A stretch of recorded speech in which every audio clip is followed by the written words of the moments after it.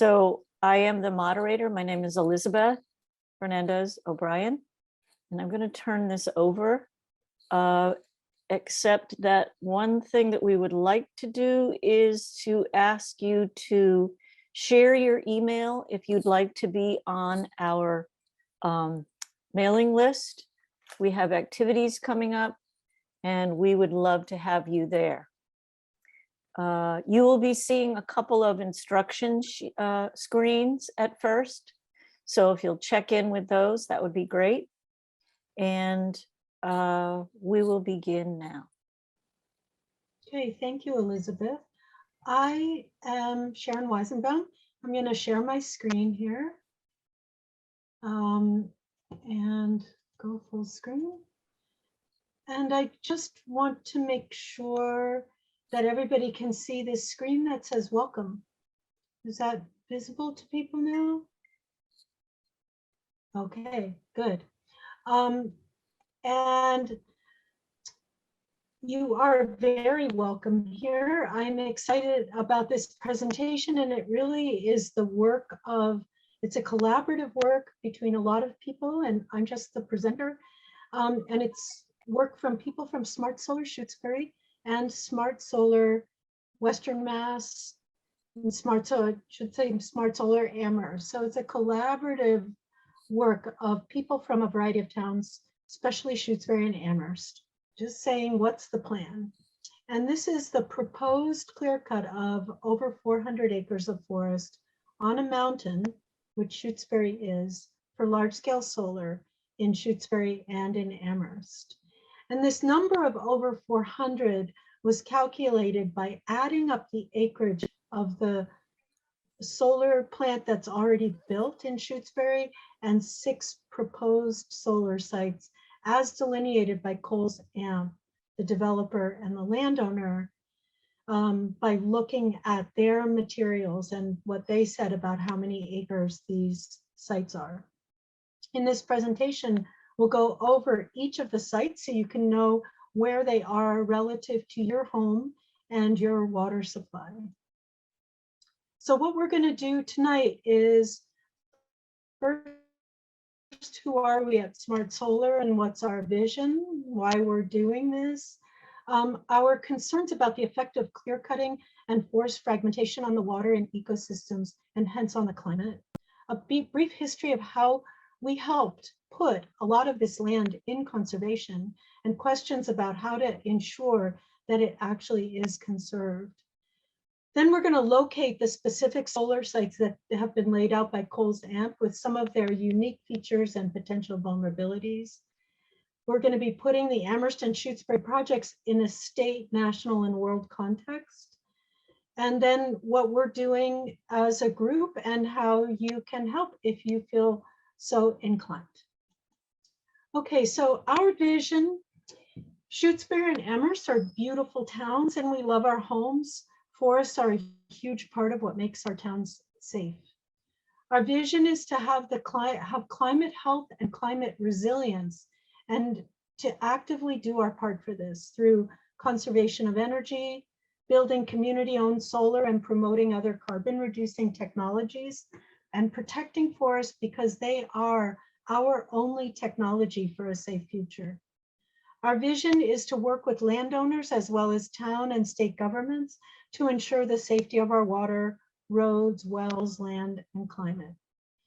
And just to let you know, the beginning of this presentation is going to be a little bit dense, but it's for a very short period of time, and then it's not so dense. So don't get scared when it's dense that it's going to last the whole time, because it's not. Okay, so just a definition of climate resilience is the extent to which an intact ecosystem adapts and responds to changes in climate so that our resources and our safety remain stable. Living systems help us stay safe during normal changes in climate, like wet seasons, dry seasons, wind. They're even more important when the climate changes become more extreme, as we expect them to do. Okay, so we're going to be talking about what we've learned about the effects of clear cutting and forest fragmentation on water and ecosystems and hence on climate and climate resilience. So these projects are being proposed, and so we've done a lot of research. We've learned a lot and about what we might expect with these projects. And so we're sharing what we have learned. First of all, at the climate summit, it was recommended to stop deforestation immediately for the sake of the climate. And this is actually being reiterated over and over again by scientists all over the world, that forests are essential for our climate and that we have to stop cutting them down. When forests are cut down, carbon is released into the environment. And when forests are let be, the carbon is sequestered. So throughout this presentation, we're emphasizing watershed. Why are we emphasizing watershed? Because of possible flooding, erosion, saturated topsoil, pollution, and unreplenished aquifers for our wells. So this is where it gets a little dense, so bear with me. So this is what we've learned, that a watershed is the area of land that water travels across on its way to a stream, river, or lake. What happens uphill or upstream in a watershed has an effect on everyone downstream. Trees slow water flow by absorbing water. A large tree absorbs from hundreds to thousands of gallons of water per tree annually, depending on the species and the tree age. Of course, larger trees intercept more water. Trees ensure that precipitation can slowly infiltrate into the soil. By slowing the flow, the water has a chance to flow deeply into the aquifers, which is where pure drinking water is stored and restored. Without this, our wells and reservoirs are at risk of drying up. In addition, tree root systems and their associated mycelium help to stabilize the soil during heavy rains. It's like when you put nets over land to keep it from eroding. The trees and the mycelium serve that function. This is especially crucial on hilly terrain, which is more likely to erode. Without the trees and their root system, water not only flows more abundantly and rapidly on the surface soil, causing erosion, flooding, and oversaturated topsoil, it also fails to sink into our drinking water aquifers, leaving them drier, perhaps completely dry. And here's a link to some resources about this information. What we've learned about floods and erosion from the solar sites, we've already shared in some of our forums. And this is from local solar sites that have been placed above or within forests and on uphill terrain. And so the picture there with the gravestones, there were gravestones knocked over in orange after an uphill clear cut for solar. And the other pictures are from Williamsburg. The one on the bottom shows the deep ravines that were created, and many, many trees fell into those ravines. And then the sediment that came down and filled up a large wetland. Okay, another reason we're emphasizing watershed is that the forests keep our water pure for drinking. So what we've learned is that forests act as a natural filter as water moves over land, cleaning it of pollutants so it arrives in our aquifers, wells, streams, lakes, and rivers as pure water. As we've seen, when it rains, trees absorb gallons of water while their roots stabilize the soil. Together, trees and the loamy, mycelium-rich soil they create work as purifying pumps for our water. The soil works a lot like a charcoal filter you might have on a faucet in your home. With the spongy mycelium networks, Soil actively transforms toxic materials into organic matter. Toxins are in our rain and soil from fertilizers, car exhaust, pesticides, animal excrement, even from natural processes. Much of this is in the form of nitrogen and phosphorus-like chemicals. Trees use the nitrogen and phosphorus for growth. Without trees, these compounds get washed into aquifers, wells, streams, rivers, and lakes. And because nitrogen and phosphorus support the growth of plants, they promote algae. Instead of promoting trees, they promote algae. When there are a lot of pollutants in the water and an overgrowth of algae, it causes health concerns for people, as well as for other plants, fish, insects, animals that live in the water or near the water. Tree roots and mycelium networks are the mechanism for absorbing this pollution before it reaches our waters. I just want to check in if everybody's seeing the slides and hearing me. Is it going okay? Great. Okay. So we call this an ecosystem service, something our environment provides that people need, but we don't have to pay for it. We all need clean water to stay healthy, yet less than 1% of the water on Earth can be used by humans as drinking water. Whether you drink water from a well or a municipal water supply, forests keep that water clean and abundant. A 2002 study found that for every 10% increase in forest cover in the source watershed, the treatment and chemical costs decreased by about 20%. And I gave links for this information if you want to find out more. We have other environmental concerns associated with clear-cutting forests combined with large-scale solar. Other things we've learned that really worry us is research on disease proliferation, such as Lyme disease, the chance of battery fires, and the subsequent poisoning of soil and water, and long-term landfill issues associated with obsolete panels and batteries. So I'm just going to briefly go over each of these things. Fragmented forests, meaning forest that's got all these bare spots all over it, promote the proliferation of Lyme-infected ticks. And there's a lot of research on this, and I'm not going to explain how that happens, but I am giving you some resources here. And it's really that these yellow mice, which are infected tick carriers, and they really leave infected ticks all over the forest floor. They really proliferate in fragmented forests, and the animals that actually eat the ticks off their bodies, like possums and raccoons, are diminished in a fragmented forest. So you can also go to those resources, and you can go to smartsolarshutesbury.org and see the presentation at one of our forums by Kate Ballantyne. She spoke very well on this topic.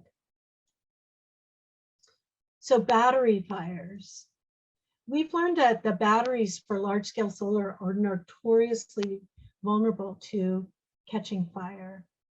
And just, imagine catching fire in a forest or catching fire in a residential area. In a forest, it could initiate forest fires. In a residential area, it could threaten residents' homes and even lives. These fires release large amounts of highly toxic materials. They can't be put out with water, it turns out. And instead, to be minimally safe, they have to be kept cooler in large reservoirs, which require massive amounts of water until they burn out. And this water, because of the toxic material that's released, becomes highly toxic, and it has to be prevented from leaking into the soil and watershed. And currently we don't have those safety features in the one solar array we have within the forest in Shutesbury, the Wheelock site, which is worrisome. So a little summary of what happens when we have forest and what happens when we don't have forest. And this is a picture that was taken in Northeast Shutesbury in land that's actually conserved land. This was clear cutting after it was conserved. And I say clear cutting, it's not actually quite clear cutting. This is kind of a combination of clear cut with some seed trees left behind, with a few seed trees left behind. Okay, so forests purify water, so we get increased water pollution without them. They mitigate flooding, so we get increased flooding without them. They mitigate erosion, we get increased erosion without them. They promote biodiversity, so we get diminished biodiversity. They provide animal habitat, and clear cutting the forest demolishes animal habitat. They contain mycorrhizal networks that help all the functions I'm going to mention below, and clear cutting severs the mycorrhizal networks. Forests are the primary mechanism to sequester carbon. And when we clear cut them, not only does that release carbon, but it stops the sequestration. So it's important to know that, solar diminishes carbon in the environment in that it means we release less because it lowers our dependence on fossil fuels. But there's nothing that actually takes the carbon that's already in the environment out of the environment, except for forests and their related ecosystems. Only nature can do that in the form of forests. So forests store mercury, and we've been learning a lot about how mercury is released into the air and water when forests are cut. They provide cooling and shade where large-scale solar creates very high temperature microclimates called heat sinks. Really can change the climate. The contiguous forest lowers Lyme disease, and clear cutting forest increases Lyme disease and probably other things as well. They provide beauty and healing for people, and the clear cut forests are ugly and devastated. And we have concerns about large scale solar projects in forests, not about solar or large scale solar out of forests, but in forests on steep terrain. Though we strongly support and are working toward more small-scale solar and community-owned solar, large-scale solar power plants within forests and residential areas pose significant threats to the health of the community. So some of these are that they require clear-cutting forests, and we just looked at some of the damage that can happen with that. They have a short-term benefit. They become obsolete in a maximum of 30 years, and we think that the ones that are planned for around here, like 20 to 25 year lifespan. Neither the developer nor the landowner are likely to recycle, and the old panels are creating massive toxic trash in landfills already. Large sites have higher temperature, these microclimate heat sinks. Any toxic leak flows downhill into water supply, wetlands, and other ecosystems. They often don't work well, creating dirty electricity. And we had one woman speak to this about the project in Conway that was not functioning and creating terrible problems in people's homes with noise and irregular electricity and safety issues in nearby Conway. That was in one of our forums. They require these batteries that are prone to fires, and the battery fires can't be put out with water, and they release toxic chemicals. So this plan to construct large-scale solar in Shutesbury and Amherst has been in the works for over 5 years. And we want to start off by saying that we very much respect a landowner's right to do as they choose with and on their own land. And we respect a business's right to be financially successful. However, we also know that what our neighbors do on their land sometimes impacts others. Forests are profoundly interconnected in ways that extend beyond property lines. And nowhere is this more clearly illustrated than the fact that air and water flow through land. They don't exist, independently on someone's land. So water that flows through my land goes into somebody else's land.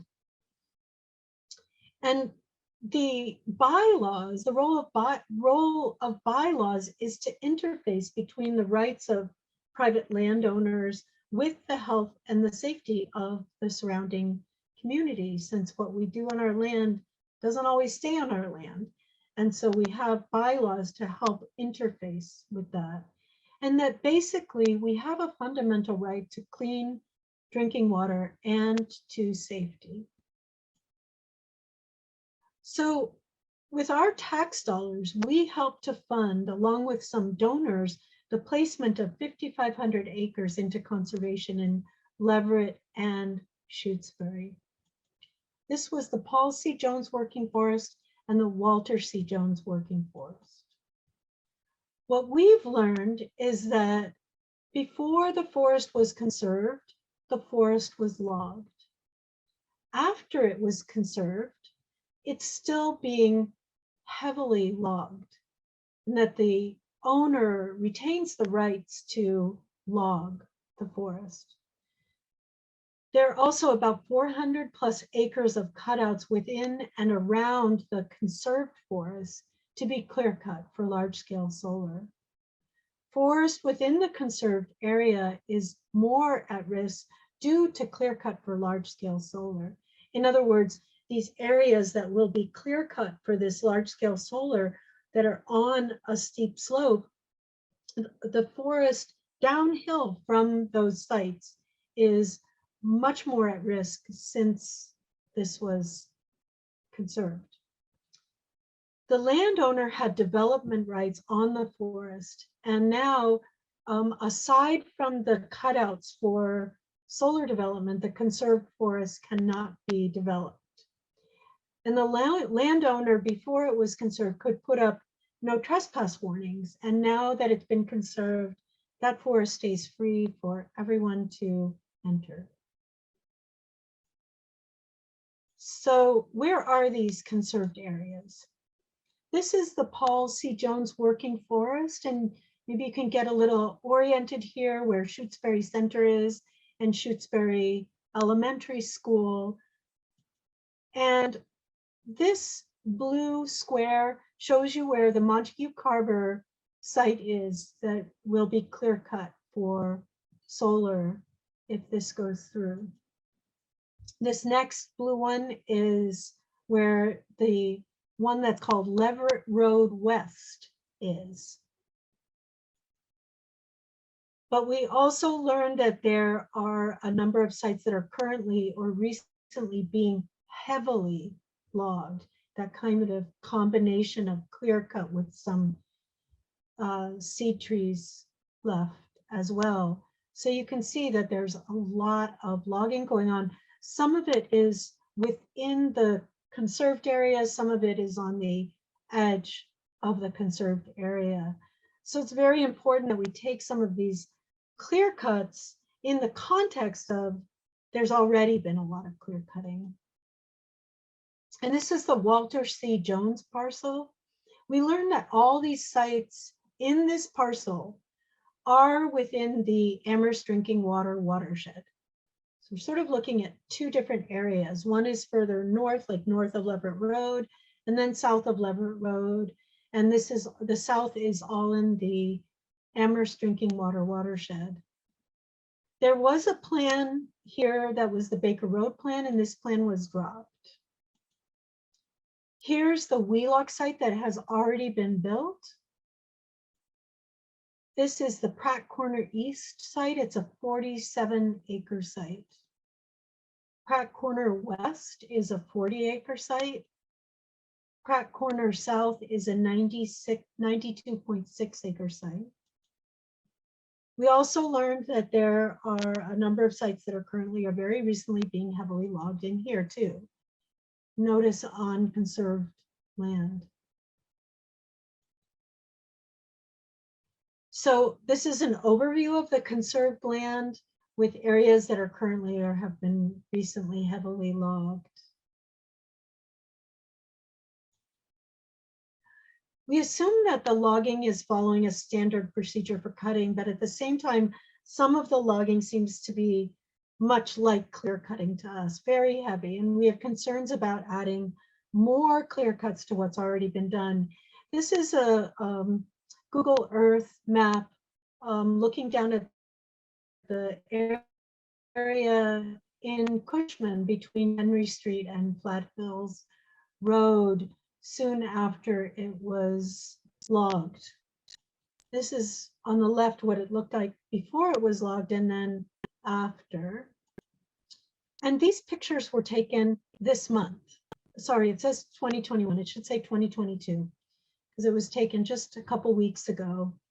And this is 6 years after it was logged. This is what it looks like 6 years after being logged. And can you see there's a lot of invasives that come in like this multiflora rose when it is clear cut this way. So do you see that slide? I want to make sure this is keeping up with the multiflora rose. Sharon, I noticed that there's a question if you could go back 2 slides. Is that possible? Yes, this one. Is it possible to go back 1 or 2 more was the request? If not, then the PDF will Could we be save there. it for the Q&A? Sure. Okay.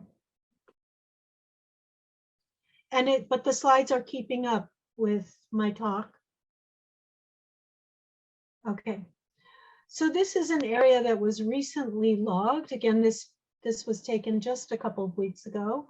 And this is along the banks of Roaring Brook, kind of near the S-curves in Leverett, with the logging and the clearing going right up to the banks of the river, which can cause a lot of erosion into the river. The one on the picture on the left and the picture on the right is heavy logging right in a wetland.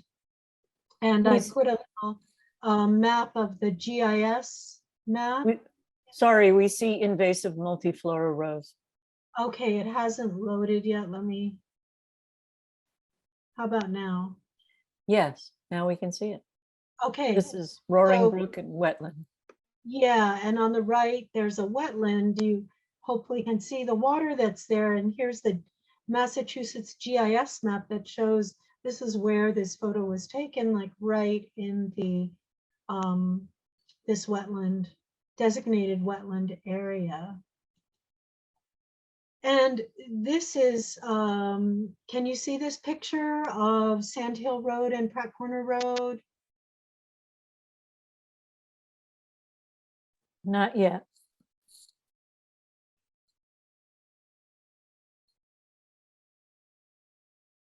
Now we Now can. Okay, good. Thank you, and sorry for the delay. So this is between Sand Hill Road and Pratt Corner Road in a conserved area. This is recent logging, and you can see the large areas of just being completely cleared, and this is over about 20 acres. And also to be aware that some of these trees, when they're just tall single trees, there's more wind and they're vulnerable to being blown over. Okay, I'm making sure that you can see this one. It's a picture of a tree fallen over. Has it loaded yet? Yes. Okay, so this was taken again this year. And this is right next to on the border of the Cushman parcel. And it's important to know that many more trees fall downhill or around clear cuts due to oversaturated topsoil. And if among you there are people that spend a lot of time hiking in the woods, you might have noticed more trees that are just healthy trees that have just fallen over. And that's because of the oversaturated soil from the clear cut. Okay. So can you see this one? Hence, we are concerned. Yes. Okay. About the compounded issue of all this logging that's already being done and the clear cutting for solar. So logging is allowed in and around the conserved land. The logging company follows standard allowable procedure. However, they may not have a lens for protecting the forests, ecosystems, and water. So we're really wanting to bring that lens to this issue. Logging leaves barren land that takes many decades to recover. Clear cut for solar leaves barren land that's not even designed to ever recover. We must consider these proposed solar sites in the context of significant logging that's already fragmenting our forests and compromising our water. So a question for us is just how protected this land is with the additional burden of clear cut for soil. And just to remember, like, we put it into conservation. And so is it being conserved in the way that we need for our health and safety? So we're worried. The forests, connected ecosystems, biodiversity, water, and life seems to be under significantly increased risk of profound degradation. And the community is at increased risk from the multiple effects of a damaged environment. Though we appreciate Coles Lumber Company's wish to help our climate crisis by facilitating the development of solar, we have grave concerns about even more clear cutting of forests on a mountain to do this. We question the intelligence of this plan in terms of water purity, water control, ecosystems, biodiversity, contiguity of forests, and carbon sequestration, all of which are crucial to climate health and resilience. And they're also directly foundational for the health and safety of this local community. So we know we don't own the forests, and we know that our relationship to and love for these forests alone doesn't give us a right to determine what a landowner can do. However, we have a fundamental right and bylaws to ensure clean water, safety, and an ecosystem that's protected, so it can protect us from flooding, erosion, pollution, and help us be resilient to climate change. So now we're going to shift and we're going to look at where exactly are these proposed sites that will be clear cut for large scale solar. And the resources I've used are the developers' drawings of the project areas, along with Google Earth and the Massachusetts GIS maps. When you're considering the acreage of the site, keep in mind that it actually must be larger than the power plant itself to accommodate the roads and the perimeter. So as an example, this is a picture of Conway before they put in the solar arrays. And is my slide keeping up with my talking? Okay. Yes. All right. And this is Conway after. And let's just superimpose that onto the before. And the area of the solar arrays themselves was increased by more than 50% by the perimeter and the roads. And just to show you how that works, we put in little boxes around some of the perimeter and then put all those boxes together to show how much area it takes up. And you can see that it's at least half of the solar arrays themselves, more than half. Another example is, this is a picture of the before and after of the Wheelock site off of Pratt Corner Road in Shutesbury. And this area was doubled by the perimeter and roads. So here we have those blue lines, and these blue boxes don't even fill up all the area. You can see that there was some that we couldn't really get. And remember, there's also this big access road here. But if we superimpose these boxes onto the solar panels themselves, it doubles the size of the clear cut. We are not Or- seeing the blue boxes yet. Okay, let me see if I can. Now we do. Okay, so there's the blue boxes, and there they are superimposed. Do you see that? Okay. Okay, so now we're going to do an overview of all these sites.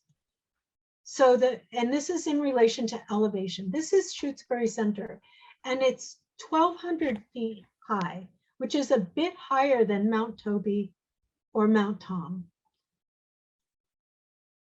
And this is Atkins Reservoir, and that's at 780 feet below the center of Shutesbury. So you can really see Shutesbury is a mountain. All of the proposed coal ZAMP sites require clear cutting. Every site requires much more clear cutting than the size of the site plan to create the perimeter and rows, just repeating myself. So here is the Wheelock site that's already been built from Google Earth. This is a 30-acre site at 1,000 feet. This is the Montague Carver site.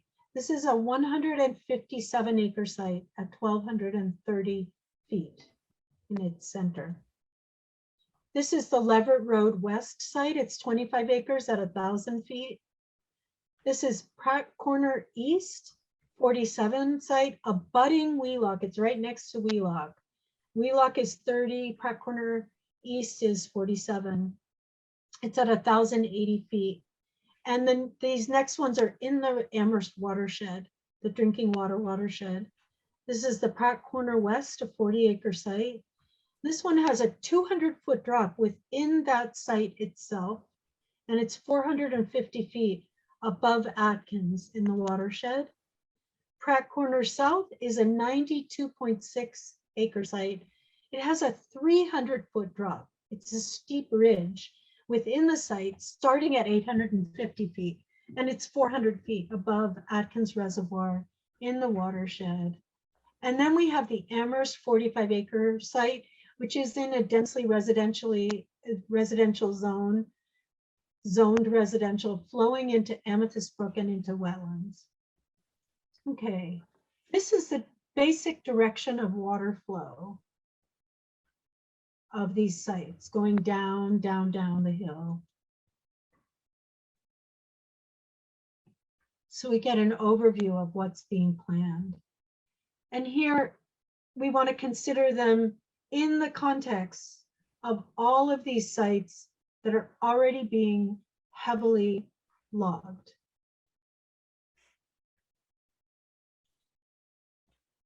Okay, and we're going to go through them just one by one. This is the Montague Carver site. It's the size, it's proposed to be the size of 118 football fields, which we put the football fields in just because people have a sense of being in the bleachers looking down on a football field, where an acre might be a little more vague. So this is with some pictures from above. This is the Leverett Road West, and you can see where it is relative to the S-curves. And here we can see Montague Road and Leverett Road. It's right there in the corner, right in the backyard of these residents. This parcel, it's a 25-acre, which is like 18 football fields. This is the smallest one of all. So there's another picture of Leverett Road West showing you relative to some people's houses and the roads. I hope you can get oriented with these maps about exactly where these are. Now notice this Leverett Road West is the parcel that this is being built on. The actual solar site is much smaller there in the corner, the darker orange color. But that's the site that it's being built on. So it's a total of 182 acres plus access roads and perimeters. Now let's look at this watershed in a little bit more detail of these two sites. And keep in mind that that everyone in Shutesbury is on a well. We don't have municipal water. And a lot of people in Leverett are on private wells. And the people who are affected by these are on private wells. And here's the additional logging that's already being done. So the Montague Carver site is at this 1230, and there's a 150-foot drop to the wetlands, and to Leverett Road, where residents are, it's a 200-foot drop.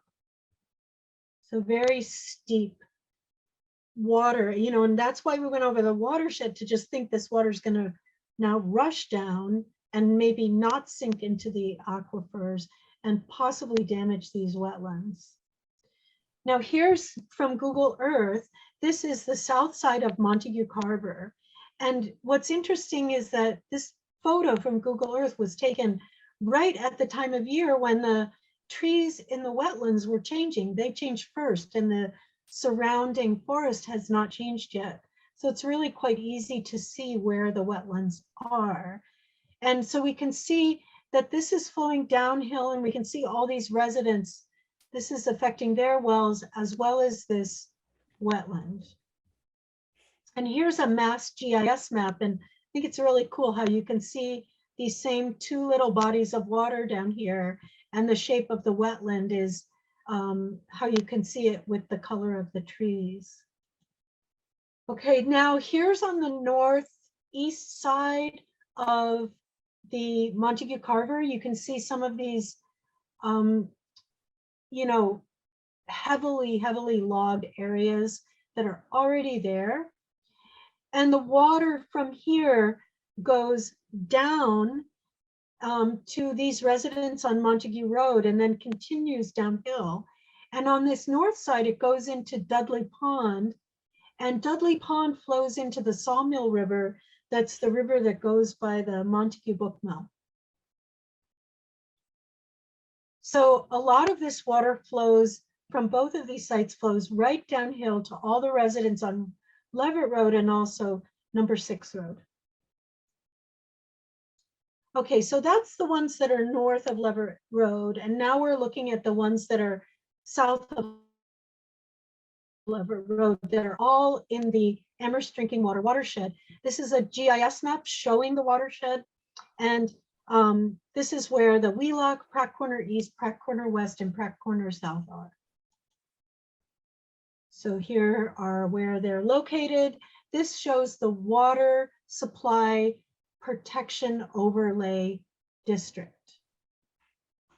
And with Atkins Reservoir, which is the drinking water for a large part of Amherst, including the university. So it's about 50% of the drinking water in Amherst comes from the Atkins Reservoir. These are the sites that are being heavily logged now.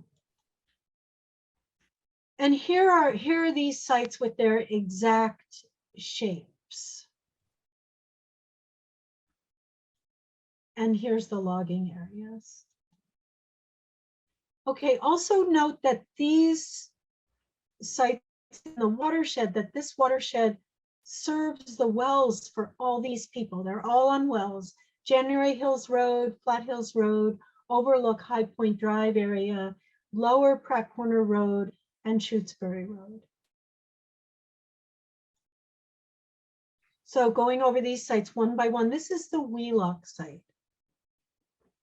This is 30 acres, which is 21 football fields, and this is 40% smaller than the smallest of the other proposed sites, except for the Leverett Road West, which is only slightly smaller than this. The Pratt Corner South site is 3 times this size. The Montague Carver site is more than 5 times the size of this site, just to get an idea. Here's the Pratt Corner East site. It abuts the Wheelock at 1,080 feet, which is 730 feet drop to Atkins Reservoir. Here's another view of the Pratt Corner East that shows it relative to where people live. And you can see on Pratt Corner Road and especially West Pelham Road, it's really in the backyard of all of these residents. Here's another view of this.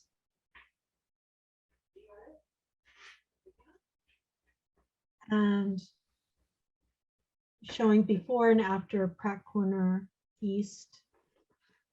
Here's Pratt Corner West, and this one is pretty intense because it's got a 200-foot drop within the site from 900 feet to 700 feet.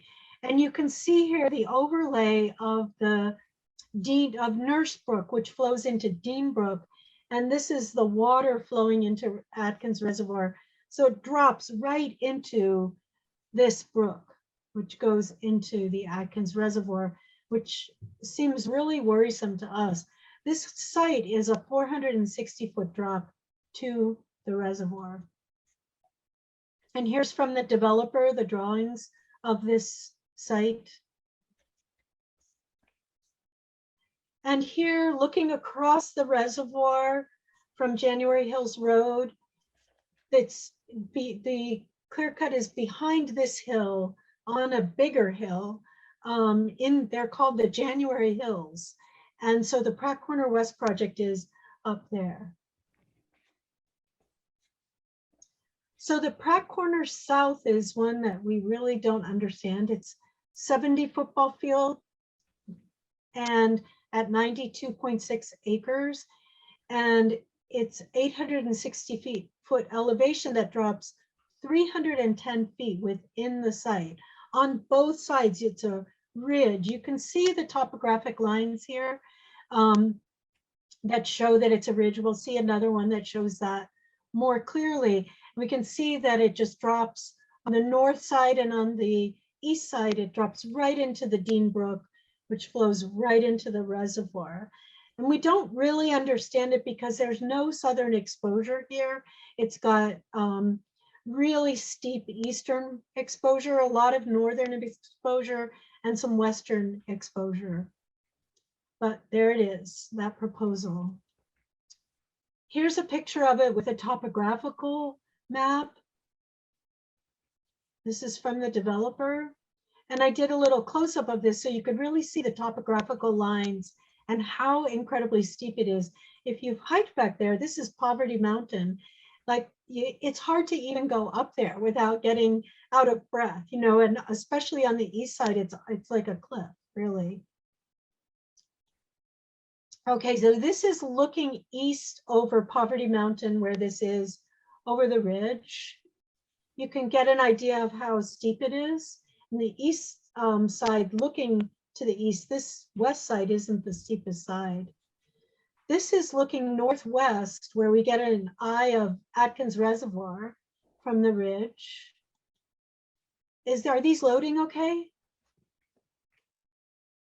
Yes. Good. Okay, this is looking southwest over the ridge toward the Holyoke Range. Okay, so that's all the ones that are in the Amherst watershed. Now we have this one that's on Shutesbury Road in Amherst. It's a 45-acre site within a dense residential area, and all of the residents are on wells. And it would have a battery in a forest in a residential area.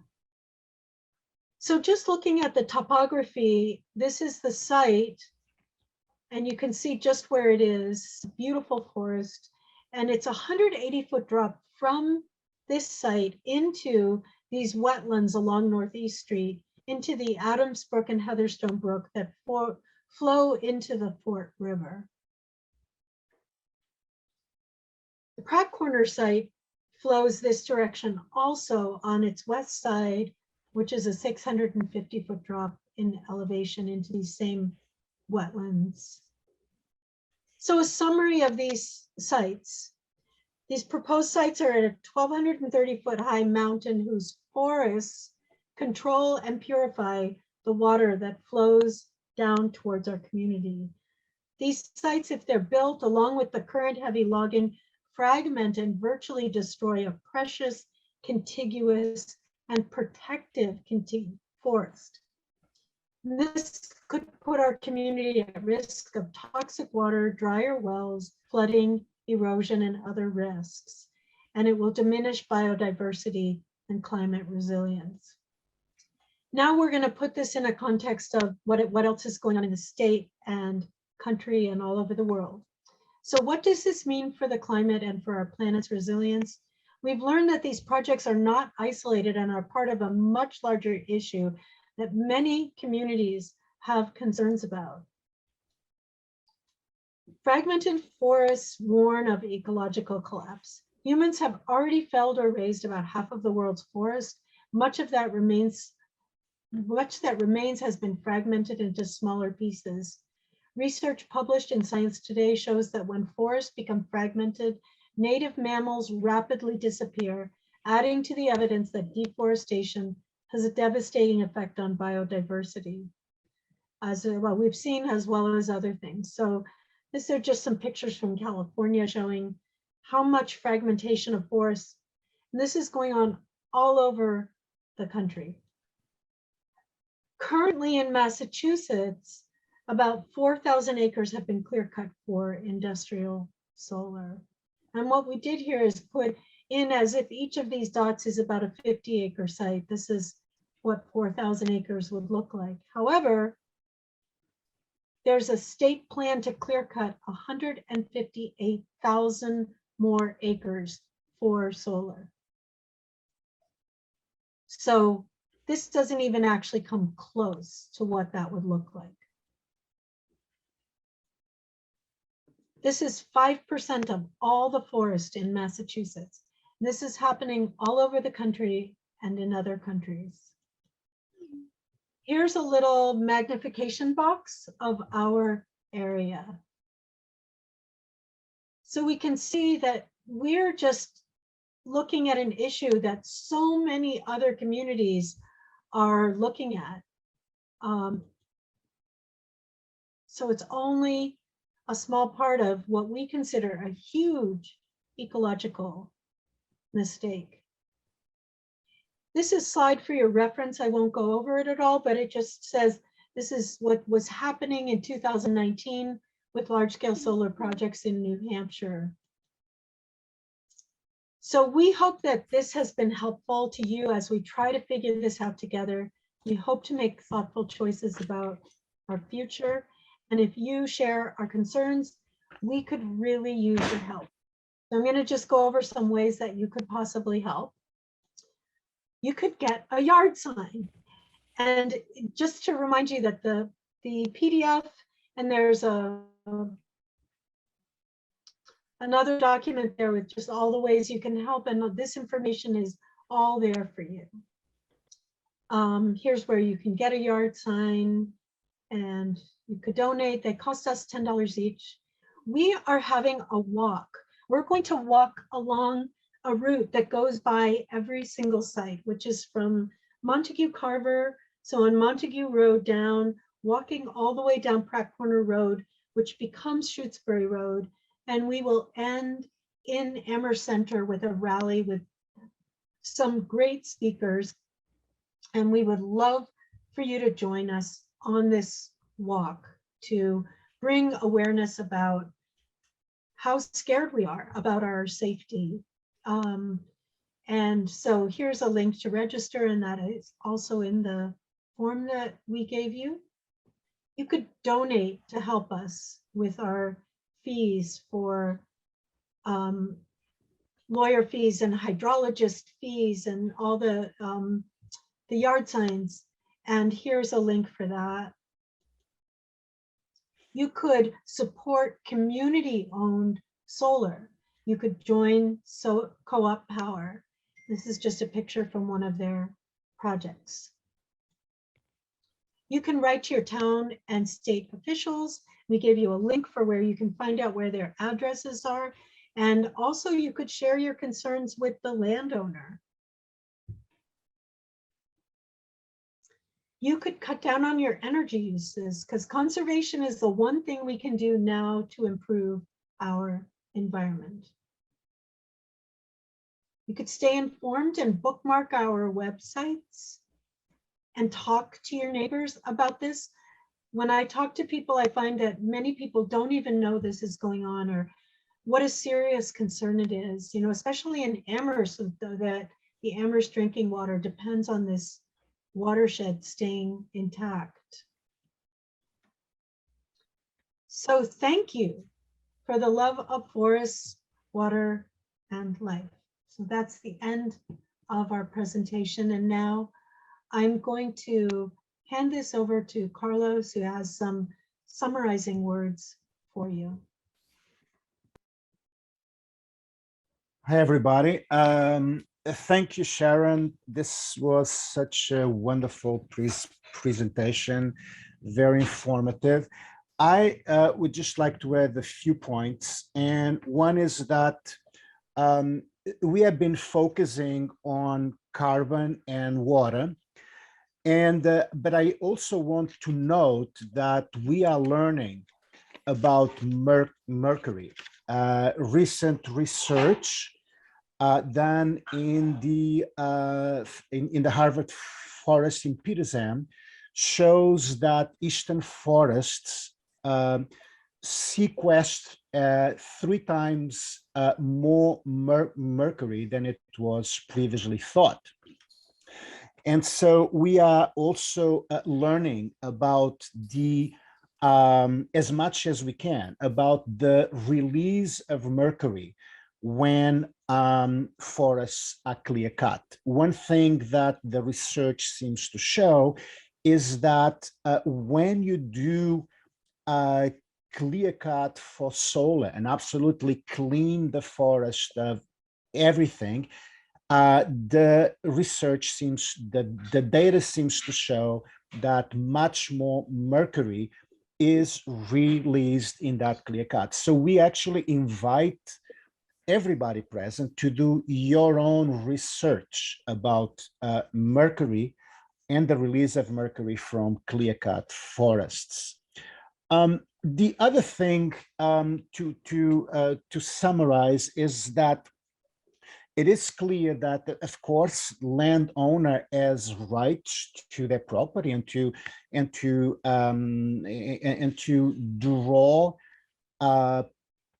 profit from the management of the forest. And it is also clear that there are costs. There are environmental costs from a quote productive forests.